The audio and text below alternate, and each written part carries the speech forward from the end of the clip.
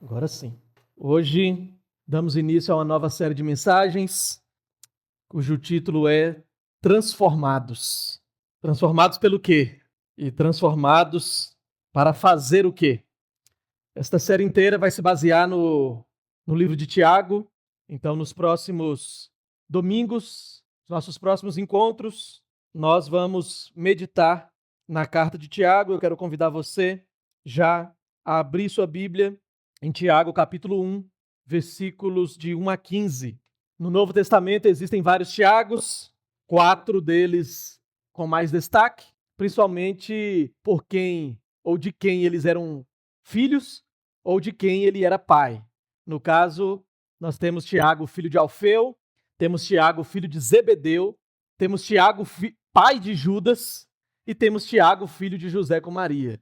Então, você pode, ao ler o livro de Atos, principalmente, que retrata esses, ou a própria caminhada com Jesus, porque o filho de Alfeu e o filho de Zebedeu eram discípulos de Cristo, caminharam com Jesus, e aí você pode pensar assim, quem é o Tiago que escreveu essa carta?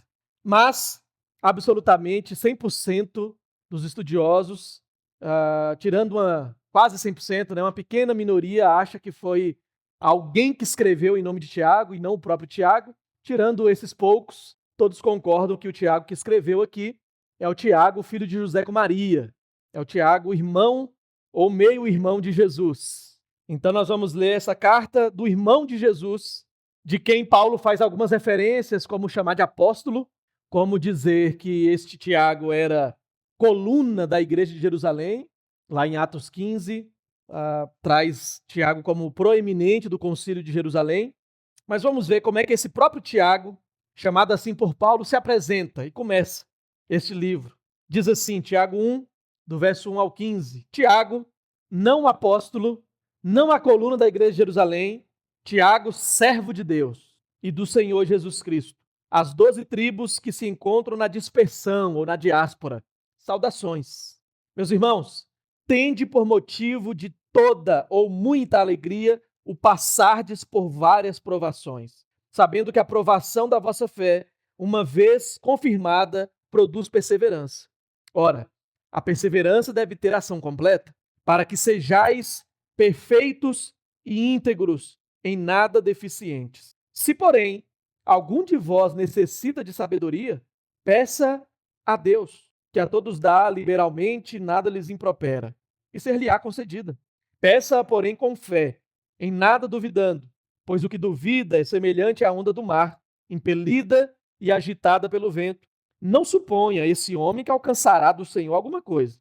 Homem de ânimo dobre, inconstante em todos os seus caminhos. O irmão, porém, de condição humilde, glorie-se na sua dignidade, e o rico na sua insignificância, porque esse ou ele passará como a flor da erva, porque o sol se levanta com seu ardente calor, e a erva seca, e a sua flor cai e desaparece a formosura do seu aspecto. Assim também se murchará o rico em seus caminhos. Bem-aventurado o homem que suporta com perseverança a provação, porque depois de ter sido aprovado, receberá a coroa da vida, a qual o Senhor prometeu aos que o amam. Ninguém, ao ser tentado, diga: sou tentado por Deus, porque Deus não pode ser tentado pelo mal, e ele mesmo a ninguém tenta. Ao contrário, cada um é tentado pela sua própria cobiça, quando esta o atrai e seduz. Então, a cobiça, depois de haver concebido, dá à luz o pecado, e o pecado, uma vez consumado, gera a morte. Oremos. Deus, nós te agradecemos por esta oportunidade e como iremos caminhar nos próximos domingos à luz da tua palavra na carta de Tiago, pedimos que nos forme e nos transforme pela fé que é ativa e que também nos faz ativos e não passivos apenas. Por isso, abra os olhos do nosso entendimento para que compreendamos e vivamos a tua palavra. Assim oramos em nome de Jesus. Amém e amém. Meus irmãos, Lá no Evangelho de Marcos, assim como no Evangelho de Mateus, é apresentado este Tiago com evidências como irmão de Jesus. Por exemplo, em Mateus 13:55, é dito: não é este o filho do carpinteiro? Não se chamam seus irmãos Tiago, José, Simão e Judas? Lá no Evangelho de Marcos, capítulo 6, verso 3, da mesma maneira. E aí a gente tem como clareza que há uma irmandade biológica de Tiago. Mas o que me chama mais atenção é porque lá em João capítulo 7, versículo 5, é dito assim: pois nem mesmo seus irmãos criam nele. O fato de Tiago ser irmão de Jesus não fez, biologicamente, não fez com que Tiago cresça em Jesus desde o início. Você está dizendo aqui no plural que nenhum dos seus irmãos creram, Tiago estava no meio. Tiago não cria em Jesus. Agora veja que coisa interessante, meio que uma linha do tempo da vida de Tiago. Antes incrédulo, agora chamado de coluna da igreja. Antes incrédulo, agora chamado por Paulo como coluna, como apóstolo de Cristo. Lá em Atos capítulo 15, verso 13, em Atos 21, 18, Tiago está presidindo o concílio de Jerusalém como principal liderança da igreja. Veja que a vida de Tiago é também, de alguma maneira, o espelho das transições e da linha do tempo da nossa própria trajetória. Uma vez incrédulos. E olha que Tiago, teve assim quase que um camarote VIP na caminhada com Cristo, mas incrédulo. Agora é alguém que está fortalecendo, encorajando os irmãos que estão na diáspora e de uma maneira muito particular, com algumas aproximações do próprio jeito de Jesus falar, ele faz isso. Lá em Gálatas 1,19, o próprio Paulo disse: não vi nenhum outro dos apóstolos, a não ser Tiago, o irmão do Senhor. Tiago, na caminhada, ou na jornada de Jesus, não creu e não caminhou com Jesus, mas agora é chamado por Paulo como apóstolo. Mas Tiago, meus irmãos, como nós lemos, ele se apresenta dizendo que, em outras palavras, a sua autoridade ela é conhecida por meio de quem ele serve. Eu, Tiago, escravo, é a palavra aqui que ele escolhe para servo, que é muito comum no Novo Testamento, é doulos, escravo de Deus. E não do meu irmão mais velho, mas do meu Senhor Jesus Cristo. Ele não diz apóstolo, ele vai direto ao ponto, mostrando a sua humildade, a sua posição, não a sua posição reconhecida pelos outros, mas o melhor lugar que ele poderia ocupar na sua caminhada, na sua jornada com Cristo. Servo de Deus e do Senhor Jesus Cristo. Se nós, irmãos, precisássemos resumir a carta de Tiago em alguma sentença ou em alguma afirmação, o que nós vamos ver no decorrer da nossa caminhada de exposição da carta de Tiago é que ele remove todo o pensamento de que a fé pode estar presente em uma vida não transformada. Uma coisa não é uma coisa. Uma coisa e a outra coisa são a mesma coisa para Tiago. Fé e vida transformada são a mesma coisa. Quem não tem a vida transformada não tem fé. É simples assim para Tiago. E essa vida transformada vai se dar justamente nessa jornada com outras pessoas, sofrendo perseguições, colocando ou sendo colocado à prova para serem aprovados cada vez mais. É por isso que nós aprendemos e vimos aí na nossa leitura que a palavra que mais se repetiu, em algumas versões ela se repete 4 vezes, na minha que repetiu 3 vezes, é a palavra perseverança. E esse é o tema da nossa mensagem hoje. Transformados para perseverarmos, transformados para a perseverança. E veja que após se apresentar, a primeira coisa que a gente aprende nesse texto é que somos transformados pela fé para vivermos a vida numa nova perspectiva. Olha o verso 2. Considerem motivo de grande alegria. Isso é ou não é uma nova perspectiva? Considerar motivo de grande alegria o fato de passarem por diversas provações. É como se viesse a aprovação e aquela turma te fizesse assim, aê! Mais uma aprovação. A gente não faz isso, irmãos. É por isso que a ênfase de Tiago só faz isso quem foi transformado pela fé. E aqui já tem uma nota de rodapé muito boa. A maneira como eu reajo às provações diz muito o quanto pela fé eu tenho sido transformado. Se as minhas reações ao longo da minha caminhada cristã, quanto às provações, às dificuldades, aos sofrimentos, não mudaram, Pasmem, nós não mudamos. Porque a fé que muda, muda a nossa perspectiva de vida. E Tiago fala assim, considerem motivo de, não pequena ou alguma alegria, ele diz grande alegria, o fato de passarem por diversas provações. A palavra diversas aqui é a palavra no grego poikilos. Ela só vai aparecer mais uma vez no Novo Testamento. E poikilos significa multicolor. Então, olha só como é que é interessante isso. É como se Tiago estivesse falando o seguinte: considere motivo de grande alegria o fato de passarem por provações de várias cores. Ou por vários tons de provações, 50 tons de provações. Muito mais que isso. 100 tons de provações. Agora, sabe quando essa palavra aparece de novo? Em 1 Pedro 4, verso 10. Que diz que a graça de Deus é multiforme. Eu amo isso aqui.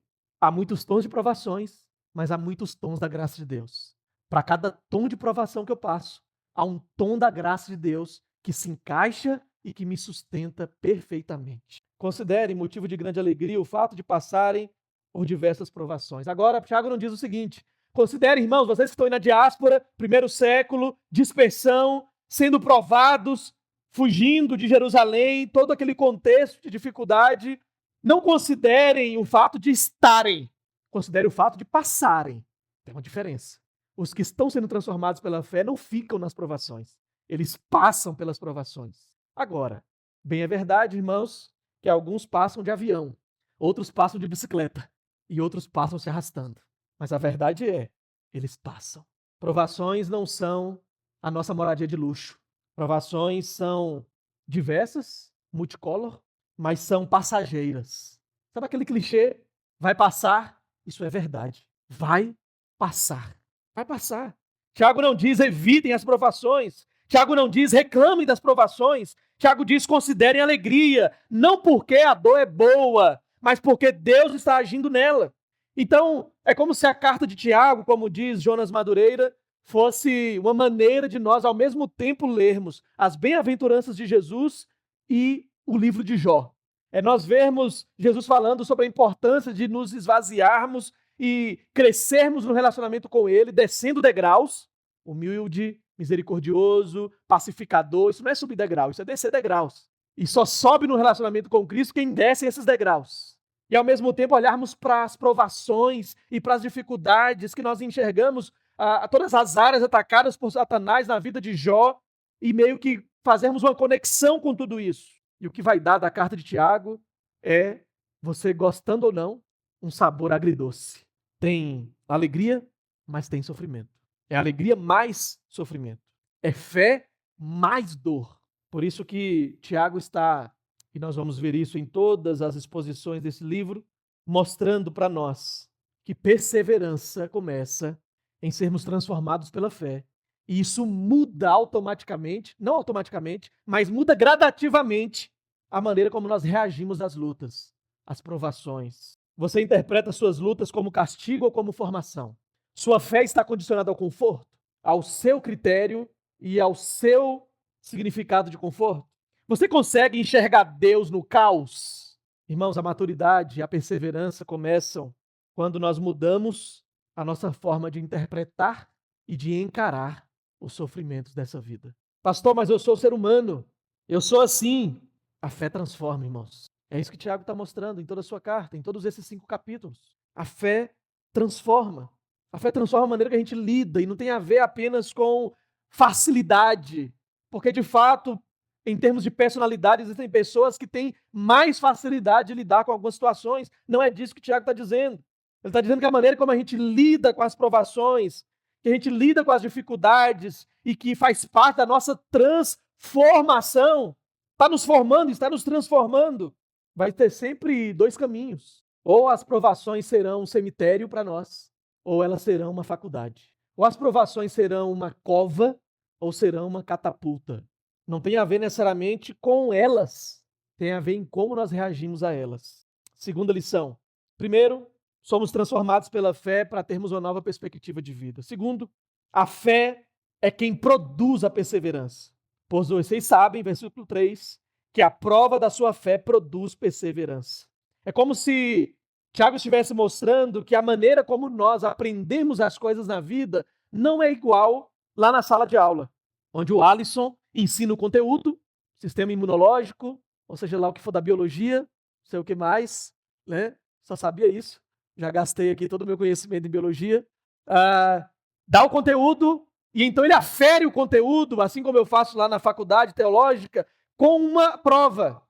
A prova afere ou confirma as lições que você já aprendeu. Na vida não é assim. Na verdade, na vida é o inverso. Na escola, primeiro a lição, depois a prova. Na vida, primeiro a prova, depois a lição. E essa lição, ela depende muito da maneira que nós reagimos, como eu falei na primeira lição, no primeiro ponto. Então, Tiago está dizendo, olha, tem provação, teste, perseverança. A fé não cresce na facilidade e no conforto. E pensa, está desconfortável para esse povo na diáspora, na dispersão, após passarem por toda a situação ali em Jerusalém e agora estarem sem lugar. O que Tiago está dizendo é que a perseverança, que a fé cresce sob pressão. Lembra dessa série? Sob pressão, era boa, né? Na vida, geralmente, a nossa dificuldade é justamente nesses momentos. Já disse Jonas Madureira, o conforto é a pior das prisões. Tão confortável, a gente fica preso, encarcerado, enjaulado. Por isso, o Tiago está mostrando que aquilo que eles estavam vivendo, apesar de tudo que estavam passando, não era perda. Era o processo de Deus para fazê-los perseverar. É como se Tiago estivesse dizendo para esse povo, Deus está formando à medida que quebra vocês. Deus não quebra para destruir, Deus quebra para formar. É como se Tiago estivesse dizendo, a matéria-prima mais produtiva que Deus usa para que nós sejamos perseverantes é a dor. Eu costumo dizer que a dor é pedagógica, que existe uma pedagogia divina nos momentos difíceis que nós passamos. Deus usa aquilo que queremos evitar. Sim, ou com certeza. Deus usa aquilo que queremos evitar para produzir o que nós mais precisamos. Deus usa, Tiago está mostrando isso, irmãos. Terceira lição. A perseverança tem um propósito. Verso 4. Maturidade. E a perseverança deve ter ação completa. A fim de, ou seja, indicativo de propósito. Com o propósito de que vocês sejam maduros e íntegros. Perseverança, maturidade. Maturidade, integridade. Integridade, plenitude. Por isso que ele diz a expressão ação completa. Você já viu isso em algum lugar? Foi o apóstolo Paulo quem disse em Romanos capítulo 3, ou melhor, Romanos capítulo 5, do verso 3 ao verso 5. Ele diz, e não somente isso, irmãos, mas também nos gloriamos nas tribulações. Porque as tribulações produzem experiência, a experiência produz perseverança, a perseverança produz paciência, ou força de caráter, a paciência produz esperança, e a esperança não nos deixa confundidos, porque foi derramada ou outorgada em nossos corações pelo Espírito Santo de Deus. É como se Paulo estivesse dizendo, vejam os benefícios ou os frutos das tribulações. É como se Paulo estivesse dizendo, irmãos, veja como a tribulação é bênção, no nosso português. Veja como as provações, oh, glória a Deus, que bênção são as provações. Por aquilo que a gente sente quando passa? Não. Pelo propósito para o qual ela é usada por Deus para nós. Perseverança, maturidade, maturidade, integridade, integridade, plenitude. A ideia não é que a gente aguente, a ideia é que a gente seja transformado, mesmo que a gente não aguente. Tá um silêncio aqui hoje, falando de provação, né, de luta. Tá um silêncio aqui hoje. Você quer alívio, Deus quer transformação. Você quer saída, Deus quer formação.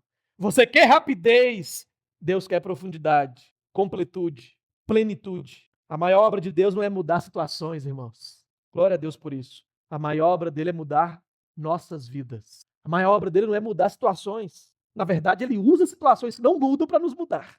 Quarta lição. A perseverança exige dependência de Deus. Do verso 5 ao verso 8. Quando Tiago aponta alguns destaques, falando sobre a nossa condição humilde de pedirmos a Deus, sobre a nossa necessidade, veja que Tiago está falando de perseverança e conecta, ou quase que faz aí uma coisa simultânea, ou sinônima, melhor dizendo, entre perseverança e sabedoria. Porque ele fala que para perseverar precisamos obter sabedoria.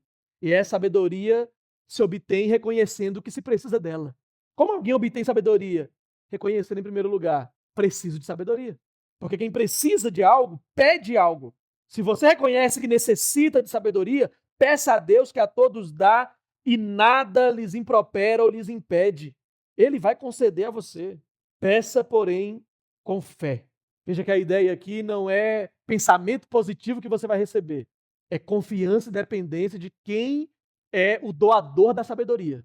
Senão, ele diz que aqueles que não reconhecem que precisam de sabedoria para perseverarem, que não pedem sabedoria, essas pessoas são inconstantes. É como se Tiago estivesse dizendo o seguinte: olha, o oposto de sabedoria é inconstância. É como se ele estivesse trazendo aqui um antônimo próprio para a situação que o povo estava nessa dispersão.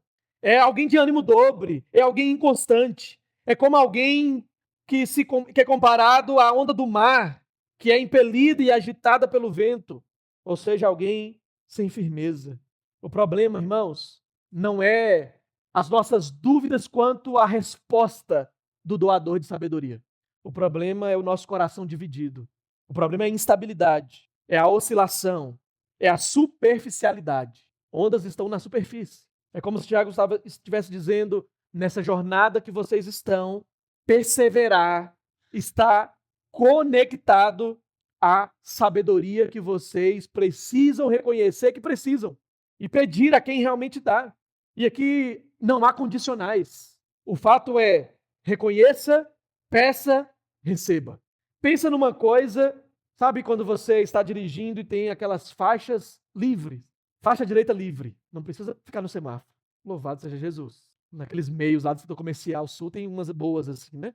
Você fazer uns atalhos. Em outros lugares também, Lago Sul tem muito isso também. Faixa da direita livre.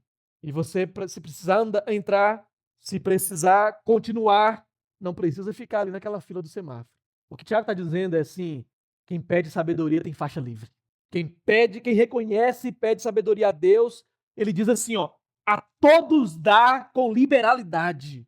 A todos dá sem retranca. É o que ele quer dizer com improperar. A todos dá com total disponibilidade.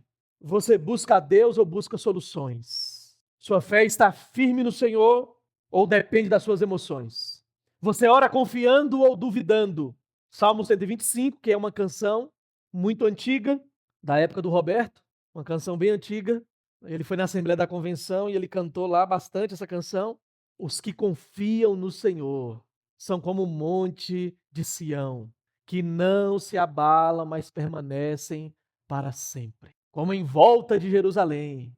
E por aí vai. Firmeza, firmeza. Perseverança, irmãos, não se sustenta sem dependência de Deus. Não é apenas um ímpeto próprio, não é apenas uma força de vontade, não é apenas fênix, não é apenas resiliência.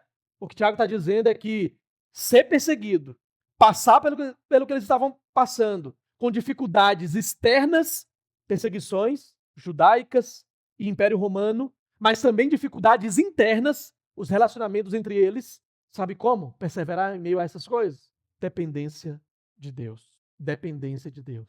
Quinta lição: a perseverança reorganiza os nossos valores. Versos de 9 a 11. Perceba que Tiago faz uma dualidade de realidades: pobre e rico, nesses versículos aí. E ele mostra o inverso daquilo que acontece baseado no que se possui. O que não possui vai ter status de quem possui. E o que possui vai ter status de quem não possui. Vai viver realidades inversas. O pobre, exaltado. E aqui ele não fala apenas de uma condição em si, mas a dificuldade entre eles na jornada. Assim como tinha lá em Coríntios, lembra? Também tem aqui essa em lidar. O pobre olhava para o rico e pecava. E o rico olhava para o pobre e pecava também. Porque ambos faziam comparações. O pobre olhava para o rico e dizia, em outras palavras, mais ou menos assim: não tem como perseverar tendo só isso que eu tenho. Para ele é muito mais fácil perseverar. Olha lá, não falta nada. Sejamos sinceros, irmãos. Muitos de nós, sejamos um pouco mais sinceros, todos nós, em alguma medida também achamos que o caminho de outros é mais fácil por aquilo que eles possuem. E colocamos a famosa condicional: se eu tivesse isso. Se eu tivesse. Rapaz, é muito fácil desse jeito. Se eu tivesse, eu também estaria aí tranquilo. Isso é pecado, porque a gente tira o olhar de quem não deixa com que nada nos falte, que precisamos, e passamos a olhar que esse Deus, que é generoso, que é provedor, está fazendo acepções, ou ainda ele não está conectado o suficiente com aquilo que eu quero. E nós entendemos dessa maneira que aquilo que eu preciso não é suficiente, porque com isso ele tem compromisso. Mas também há outro lado, o lado daqueles que comparam tendo mais, tendo muito. E a palavra de Tiago para eles é flor e vapor. Ou seja, isso é transitório. É como se ele tivesse também, ao mesmo tempo, consolando o coração daqueles que têm menos e olham para os que têm mais. E dissessem, vocês não deveriam desejar aquilo que é transitório, dessa maneira como vocês desejam. E vocês, ricos, não deveriam se valer naquilo que vocês têm, mas assim como ele exorta aos pobres, ambos deveriam se valerem naquilo que, em quem os tem, na graça que os sustenta. Lembra que domingos atrás falamos sobre o Salmo 115 e refletimos que a nossa idolatria tem 3 áreas mais destacadas: prioridades, afetos e segurança. Tiago está apontando para essa última aqui e mostrando que na jornada da comunidade de fé, nessa dispersão em meio a perseguições e ameaças, eles não poderiam se esquecer de que a segurança não está naquilo que se possui. A segurança não está na nossa conta bancária.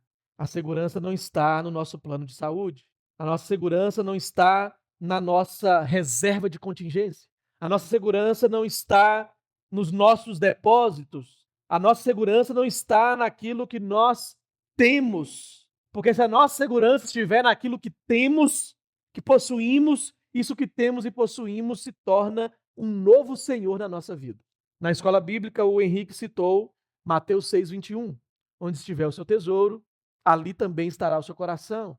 E essa perícope inteira, Jesus está falando sobre a guerra de governo do coração, sobre quem controla o coração, sobre quem guia, sobre quem direciona a vida. E ele vai falar de alguns pseudos deuses: a ansiedade, o dinheiro. Ele vai citar esses como sendo aqueles que dividem a nossa adoração. Onde está a sua segurança? Você vive com os olhos no que é eterno ou no que é imediato?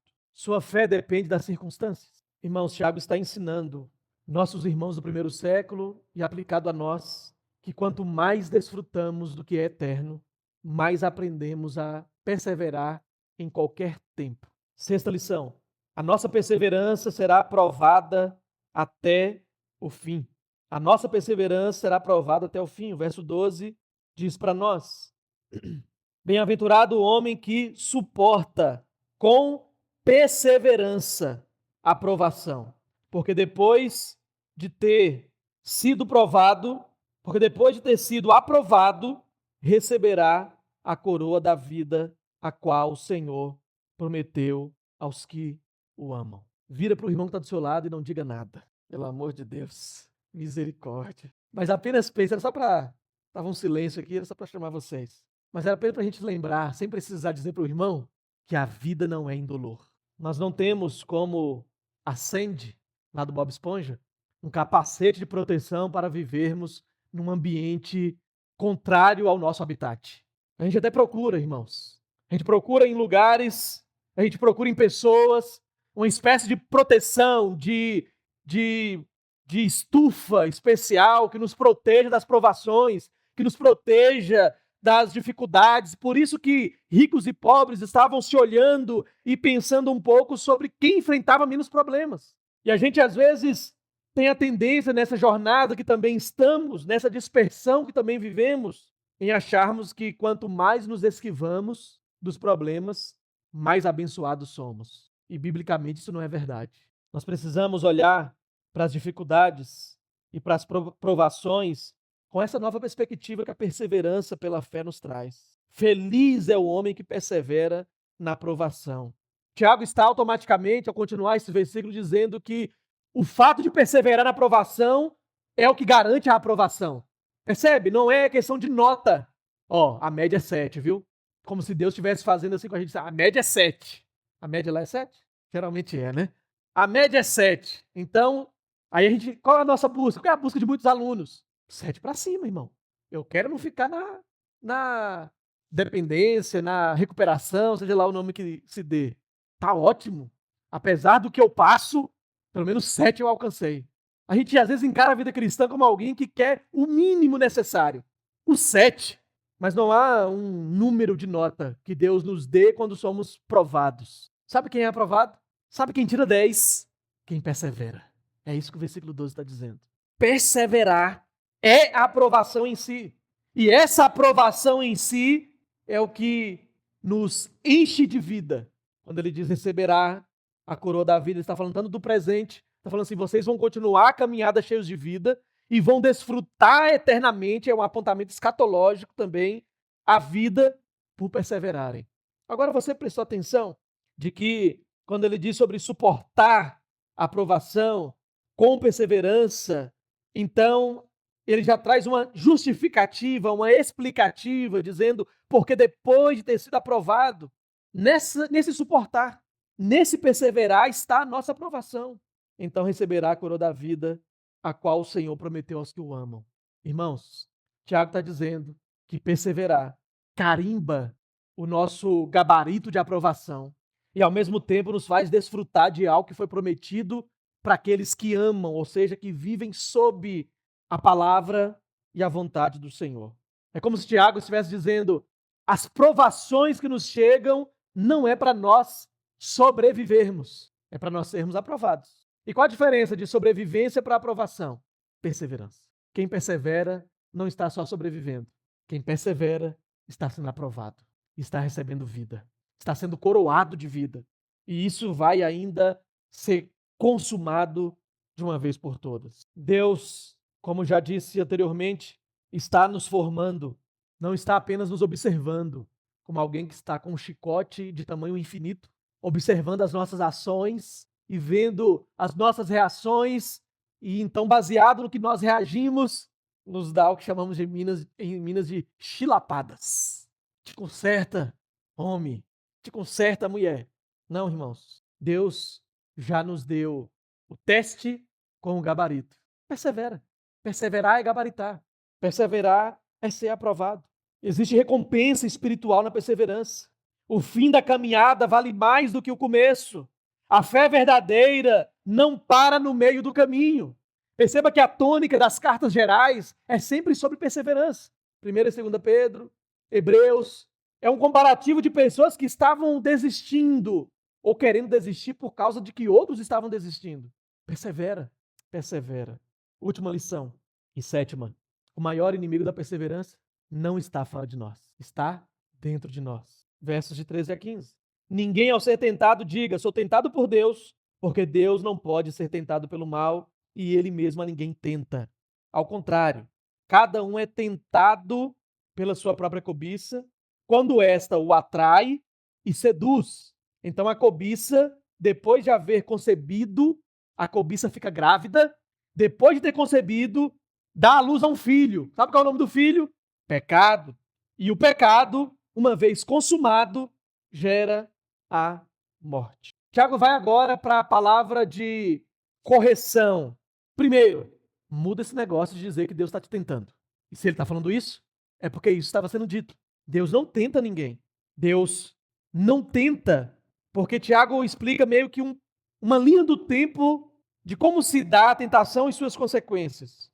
Do próprio coração, dos desejos internos. Nós vivemos, o Alisson leu no início do culto, Romanos capítulo 1, e ao segui-lo, a gente vai ver o que chamamos na teologia de espiral da degradação. Até chegar a um ponto da espiral, e isso é o mais trágico, irmãos. O mais trágico da espiral da degradação não é sermos tentados pelo diabo até as últimas coisas. Se você acha que na vida cristã o mais difícil é o diabo chegar assim com suas carrancas e o seu furor e soprar o nosso cangote, Romanos 1 ensina que não. Tem uma coisa pior que isso. Deus nos entregar os nossos próprios desejos. Isso é pior do que a mais vil tentação do diabo. É como se Deus, entre aspas, tá?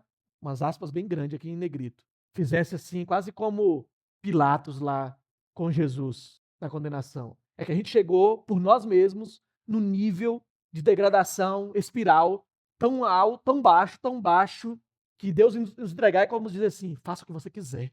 É por sua conta e risco agora. Isso acontece? Acontece, está na Bíblia porque acontece. De Deus chegar ao ponto de falar assim, como aquelas perguntas valendo 1 milhão, por sua conta e risco. Tem certeza da sua resposta? E aí a gente vai. É do próprio coração, é dos desejos internos. E o ciclo é desejo, tentação, pecado, morte. Esse é o ciclo que nos leva a não perseverarmos. Desejo, tentação, pecado e morte. Tiago está dizendo que, porque isso estava suscitando do meio da jornada deles, é como se eles dissessem assim, está mais difícil para a gente por causa do ambiente que nós estamos, pelo que nós estamos vivendo. E Tiago está dizendo o seguinte aqui, irmãos, o problema não é o ambiente, o problema é o coração. O problema maior não é o ambiente, o problema maior é o nosso coração. Não culpe as circunstâncias, não transfira a responsabilidade, inclusive para o diabo muitas vezes. É a nossa própria cobiça. Somos tentados pelo diabo? Somos. Somos tentados também pelo mundo que jaz no maligno? Somos. Mas não ignoremos o fato de que somos tentados pelas nossas próprias cobiças ou pelos nossos próprios desejos. A maior batalha da perseverança não é externa. A maior batalha da perseverança é interna. Aqui, Tiago, irmãos, do versículo 1 ao versículo 15, está dizendo: começar bem é importante. Agora, continue. Persevere. Prossiga. Avance. Você começou bem na sua jornada cristã, mas você está perseverando? A fé verdadeira, irmãos, não é medida pelo entusiasmo do começo, mas pela perseverança sustentada pela graça de Deus em meio às provações. Uma vez que as provações estão no plano que Deus arquitetou para o nosso benefício e crescimento espiritual, encerro dizendo que só nos resta perseverarmos e encontrarmos o caminho da alegria em meio às provações, o caminho da sabedoria e o caminho da confiança de que Ele está usando todas as circunstâncias para imprimir na nossa vida, no nosso caráter, as marcas de Cristo. Marcas estas que os eruditos chamariam de indeléveis. O que eu faço, pastor, com as provações? Persevere. Pastor, o que eu faço nas provações? Aceite com alegria. Não desista no meio dos processos de provações. Passemos. Lembre-se que a graça nos sustenta, seja qual for o tom da nossa provação. Não interprete errado sua dor. Não abandone o caminho com C maiúsculo. Deus usa tudo isso, irmãos, como aprendemos aqui hoje, para nos formar.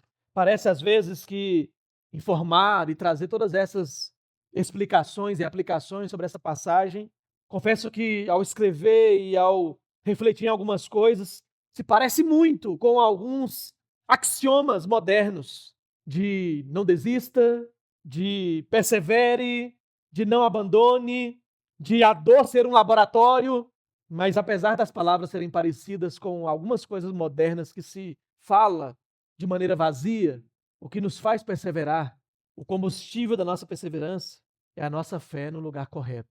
É a fé que transforma.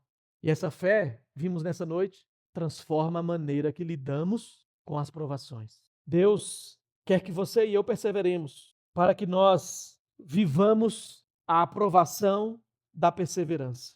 Por isso te convido nessa noite a orarmos juntos. E é uma pergunta retórica dizer se você tem passado por provações, se você tem passado por sofrimentos. E a questão não é se passamos, é quais são, como está e como estamos lidando com as provações. Oremos, irmãos, pedindo a Deus que nos ajude a não apenas revisar conceitos da sua graça em meio ao sofrimento que nós já sabíamos nessa noite, mas que permitamos sermos examinados, que abramos o nosso coração para recebermos a vida daqueles que temem ao Senhor e perseveram nas provações para serem aprovados. Senhor, nosso Deus e nosso Pai, nós te agradecemos quando olhamos para a nossa jornada, para a nossa vida e nos vemos também como este povo na diáspora, dispersos, mas não abandonados pelo Senhor. Como falamos na introdução da escola bíblica hoje, o êxodo do teu povo não era sobre um lugar que eles precisavam chegar, mas o êxodo era sobre um lugar para o Senhor se manifestar e habitar no meio deles. Era sobre a sua presença e não sobre um lugar geográfico. Assim também, nesta noite, nos ajuda a compreendermos que não é sobre a intensidade ou a tonalidade das nossas provações, mas é sobre aquele que não nos abandona em meio a elas. É sobre aquele que nos sustenta por sua graça, que nos ensina que para onde quer que nós venhamos ir, a sua graça nos sustentará. Conduzidos por tua mão, ajuda-nos, Senhor, a perseverarmos. Ó Deus, transforma as murmurações dos nossos lábios em louvor ao Senhor que não nos desampara. Transforma as inquietações do nosso coração, a displicência e o descontentamento da nossa alma.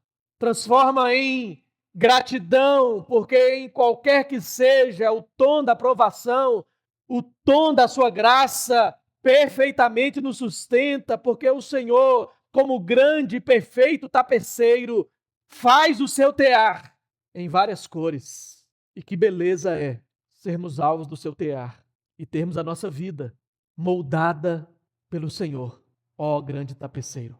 Toma as nossas vidas em tuas mãos. Ajuda-nos a reagirmos às provações, não por nós mesmos, mas pela fé e graça que nos sustentam, confiança e dependência do Senhor, a reagirmos com alegria. Esta alegria também que não é circunstancial, que não é um sentimento, mas que é o imperativo da pessoa de Cristo. A nossa alegria é o Senhor. Então ajuda-nos a lidarmos com as provações, perseverando, mas perseverando com alegria.